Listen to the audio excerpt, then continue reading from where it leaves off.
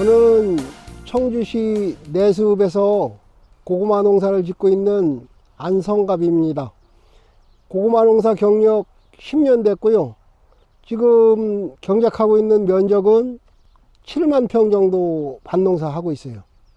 생분해 필름이 한 3분의 1 정도 썼고, 일반 화학 비닐을 3분의 2 정도 썼어요.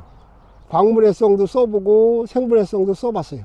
이제 말 그대로 광분해성은 햇빛에 노출되는 부분만 분해가 되고, 땅속에 들어가 있는 부분은 노출이 안 되다 보니까 신임도가 좀 떨어지죠. 사람이 그 남은 잔여물을 걷어줘야지 되는 문제가 있죠. 예, 광분해 필름은 아예 안 쓰고 생분해 필름은 점점 많이 늘어나는 편이에요. 제가 생분해 필름을 써본 지는 한 7년 돼요. 연구기관에서 시범 사업으로 좀 해봐달라 해서 써보기도 했고, 팜스비오 제품을 쓴 거는 3년을 써봤는데 뭐 어느 제품보다도 효과적이고 저는 만족해요. 제일 중요한 이유는 풀이죠. 풀. 풀을 잡으려고 이제 멀칭을 하는데 폭 때문에 생기는 문제지, 일반 비닐하고 같은 넓이의 비닐을 썼을 때 풀이 더 나거나 뭐 이런 일은 없어요. 오히려 생분해 필름 쪽이 제가 여러 해 동안 써봤을 때 수확량이 더 나와요. 상품성이나 이런 데는 큰 차이는 없어요. 거의 대등하다고 보는데, 물이 필요할 때 물을 먹어줄 수 있는 게 생분해 필름 쪽이 더 좋아요. 그렇기 때문에 수확량이 더 늘어나요. 그러니까 일반 필름은 군역이 진짜 뭐 손가락 하나만큼밖에 없어요. 그러니까 물이 굉장히 필요한데 가물을 때 물을 빨아당길 수 있는 공간이 없어서 못 먹어요. 근데 생분해 필름은 이제 분해가 시작되면서 물이 조금만 떨어져도 비가 바로바로 흡수를 할 수 있기 때문에 효과가 좋아요. 고구마를 심고 처음에는 물이 들어가는 게 별로 뭐 효과적이지 않아요. 근데 이제 요게 우리가 고구마가 120일을 봤을 때 80일, 90일 돼갖고 이제 분해가 시작이 되잖아요. 근데 그때는 물이 필요해. 고구마가 굵어지는 시기거든. 그럴 때 물이 조금만 들어와도 효과가 엄청 좋죠.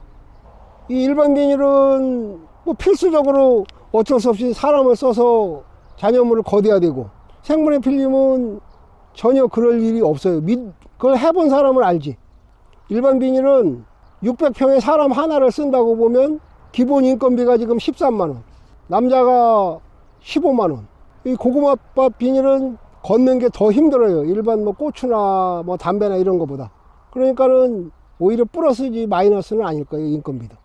그 효율적인 이유 중에 더 중요한 거는 인력 자체가 없는데, 어서 사람을 구해올 수가 없어요. 일반 화학성 비닐이면은 100% 걸려요. 트랙터 지나가면 그 뒤에 저 뭉치로 걸려 드는데, 이거는 분해가 거의 뭐 한 7, 80% 이상이 진행이 됐기 때문에 노탈이 빨리 딱 스치는 순간 다 쪼개지죠. 없어지죠. 뭐 값이 약간 더 비싸다 그래도 실질적으로 무조건 생분해 필름을 쓸 수밖에 없어요.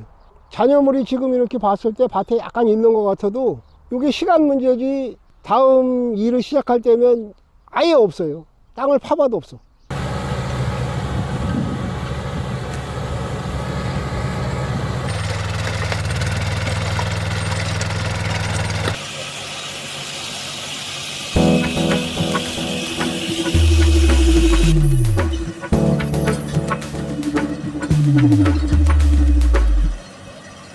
어쩔 수 없이 일반 비닐을 쓰는 거지, 돈 문제 때문에. 근데 생분해 필름이 가격만 맞아준다면 농사 짓는 사람 입장에서는 100% 생분해 필름을 쓸 수밖에 없어요. 저도 쓸 거고. 생분해 필름이 이제 처음에는 아직까지 생소하니까 의심을 하는 거지, 써봤을 때 수확량이나 이 농사 짓는데 뭐 불편한 점을 거의 커버해줘요. 일반 비닐보다 낫지 못한 거는 없다고 생각해요, 저는. 앞으로도 이 제품이 더 이제 발전되고 좋게 나오기를 바라고, 또 그런 효과적인 제품이 나온다면 더 많이 쓸 거예요, 저는. 네, 안녕하세요. 저는 내숲 농업인 상담소에서 일을 하고 있는 남원현이라고 합니다. 저희 북위 내수 지역에서는 땅콩과 고구마를 밭작물로 가장 많이 재배를 하고 있습니다. 여기서 가장 문제되는 게 인건비가 많이 들기 때문에 후기에 비닐을 사용했을 경우 비닐 폐기물 처리와 비닐을 걷기 위한 인력 소모가 많아서 생분해성 비닐 사업을 몇 년째 계속하고 있습니다. 네, 그 전에 한 7년 정도 전에 광분해성 비닐이라고 해서 저희가 한번 해본 적이 있었는데, 그 단점이 비닐 씌울 때 돌이 많거나 밭이 일정한 모양이 아닐 때 가로로 많이 찢어지는 현상이 나와서 바람이 불거나 하면 비닐이 날아가는 현상이 가끔씩 나와 있습니다.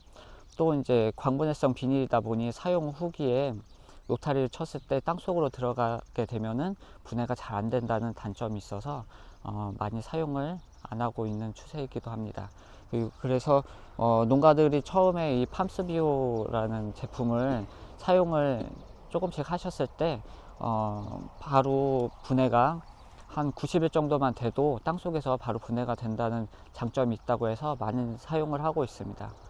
특히 이 생분해성 비닐은 좀 시간이 지나면 분해되는 경향이 있기 때문에 가물었을 때 적은 양의 강우가 있을 경우에는 일반 비닐의 경우에는 비닐을 투과하지 못하고 고랑 쪽으로 흘러나가는 반면에 생분해성 비닐은 이렇게 분해된 사이로 물이 좀 침투를 해서 수분 공급 효과도 어느 정도 있다고 이렇게 농가들이 말씀을 많이 해주시고요.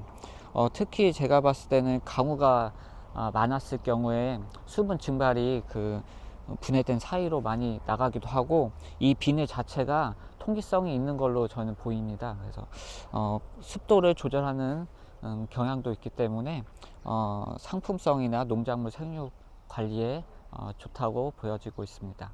특히 뿌리 작물 쪽으로 많이 선호를 하시는 게 통기성 그리고 습도 조절에 좀 용이하기 때문에 농가들이 많이 사용을 하고 있는 추세입니다.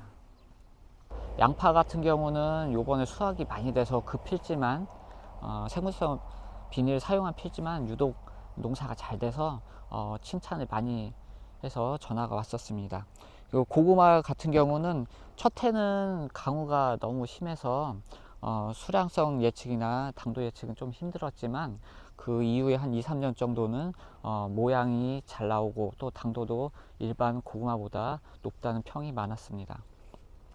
그리고 올해는 땅콩을 처음으로 시도했었는데 이 비닐이 조금은 두께가 있다 보니까 그 땅콩의 자망병이 비닐을 침투할 수 있을지가 많이 의문이었습니다. 근데 농가들이 해보면 할 수 있겠다고 생각을 해서 요번에 많이 사용을 했는데요. 실제로 일반 비닐 같은 경우는 과습에 의해서 자방병 커지는 문제와 검은 무늬병 등의 병이 좀 많이 생기기도 하는데 그 점이 조금 줄었다는 경향도 있습니다. 그래서 농가들은 일반 비닐을 썼을 때보다 수확량 이런 것보다는 비닐 걷는 작업, 그리고 거기에 대해서 인건비, 그리고 사람을 구하기가 힘든 점 때문에 이 생분해성 비닐을 많이 사용하고자 얘기를 하고 있습니다.